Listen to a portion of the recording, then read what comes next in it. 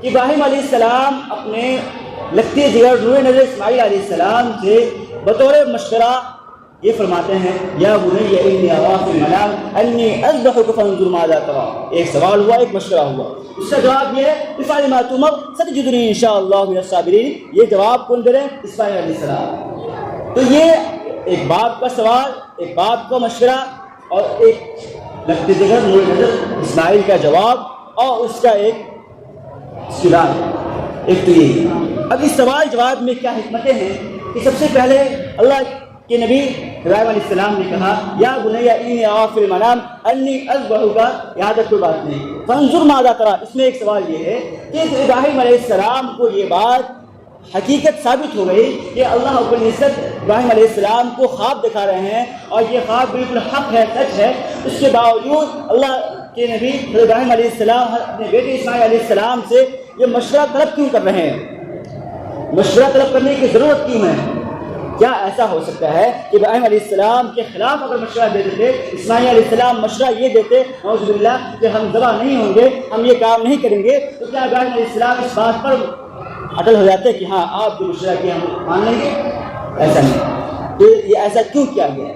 اس کا جواب یہ ہے کہ ابراہیم علیہ السلام چونکہ نبی تھے اور اسماعیل علیہ السلام یہ نبی کے گھرانے میں پیدا ہوئے، ابراہیم علیہ السلام یہ چاہتے تھے اس طرح میرے اندر جو ایمان کی مضبوطیت ہے اور ایمان میرے اندر جو پختہ ہو گیا ہے، کیا اسی طرح کا ایمان اسماعیل علیہ السلام میں ہے یا نہیں؟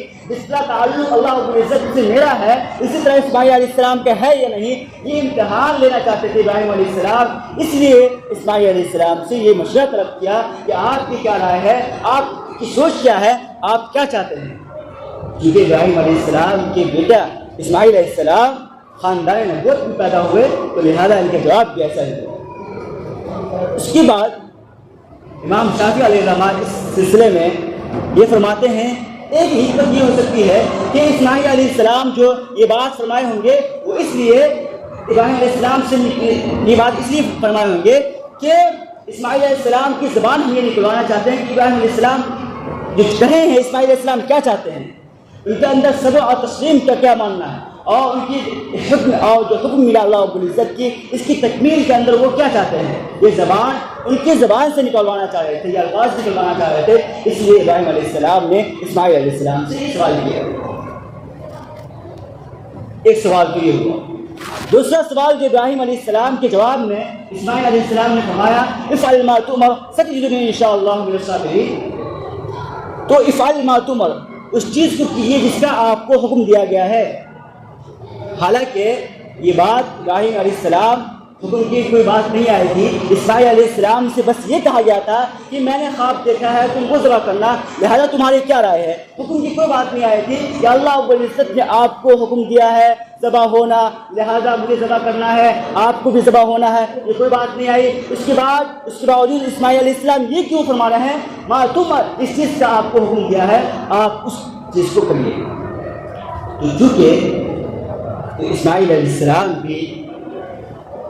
السلام اللہ رب العزت کے مقرب نبی ابراہیم علیہ السلام کے فرزند ہے اور شروع سے ہی خاندان نبوت میں پیدا ہوئے، اس لیے ان کا جواب بھی اسی طرح رہا، اور ان کے یقین ہو گیا تھا اسماعیل علیہ السلام کو کہ میرے ابا ابراہیم علیہ السلام چونکہ نبی ہے، ان کا خواب بالکل سچا ہو سکتا ہے اور سچائی ہے، لہذا ان کا خواب وہی الہی ہے، اللہ رب العزت کی طرف سے یہ الفاظ یا حکم ہے، لہذا یہ اللہ رب العزت کا حکم ہو سکتا ہے۔ اس لیے اسماعیل علیہ السلام نے حکم کے الفاظ کو ذکر کیا اور کہا کہ اللہ رب العزت کا حکم جو آپ کو ملا ہے اس کو قبول کریے۔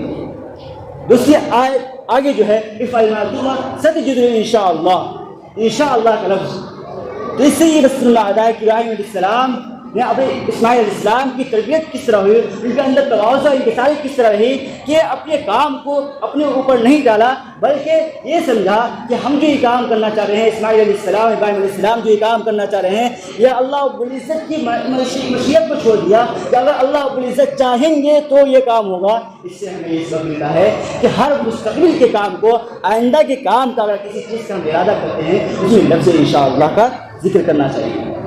آگے والے انشاءاللہ من الصابرین، لفظ صابرین کہا گیا قرآن کریم میں۔ اسماعیل علیہ السلام نے صابرین کہا، صابر نہیں کہا۔ صابرین کا مطلب ہوا صبر کرنے والا، صابر نہیں یعنی صبر کرنے والا نہیں، صبر کرنے والوں میں سے پائیں گے، کیوں؟ حالانکہ اسماعیل علیہ السلام تو اکیلے ہیں، وہ کہتے ہیں کہ ہم صبر کرنے والے پائیں گے، آپ مجھے صبر کرنے والوں کا ذکر کیوں ہوا، یہ جمع کا ذکر کیوں آیا؟ اس کا جواب یہ ہے کہ اسماعیل علیہ السلام کی تربیت بھی اسی طرح سے ہوئی تھی، انتہائی تواضع والے الفاظ ہیں کہ میرے اندر کوئی بڑی کی بات نہیں، میں کوئی بڑا آدمی نہیں ہوں کہ میں ہی صبر کرنے والا ہوں، ایسا نہیں، بلکہ صبر کرنے والے بے شمار حضرات ہیں، بہت سارے لوگ صبر کرنے والے ہیں، ان صبر کرنے والوں میں بھی ہوں، میرے اندر کوئی کمال نہیں، لہذا میں اپنے آپ پر ایسا نہیں کہ میں خود صبر کرنے والا ہوں، بلکہ صبر کرنے والوں کی فہرست میں شامل ہو جاؤں گا۔ ستجدنی انشاءاللہ من الصابرین۔ بات مکمل ہوئی۔